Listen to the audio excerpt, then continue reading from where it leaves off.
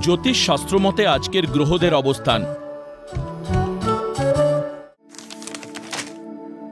চন্দ্র অবস্থান করবে তুলা রাশিতে স্বাতী নক্ষত্রে।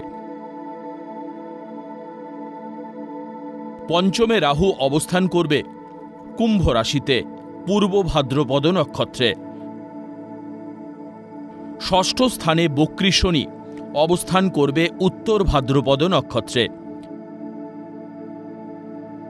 নবম স্থান মিথুন রাশিতে বৃহস্পতি অবস্থান করবে পুনর্বসু নক্ষত্রে।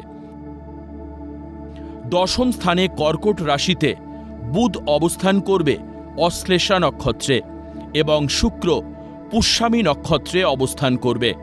একাদশ স্থানে সিংহ রাশিতে কেতু পূর্বা নক্ষত্রে এবং রবি মঘা নক্ষত্রে অবস্থান করবে। দ্বাদশ স্থান কন্যা রাশিতে মঙ্গল হস্তা নক্ষত্রে অবস্থান করবে।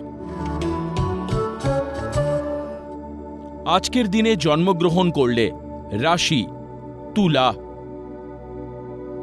নক্ষত্র স্বাতী, তিথি শুক্লা ষষ্ঠী,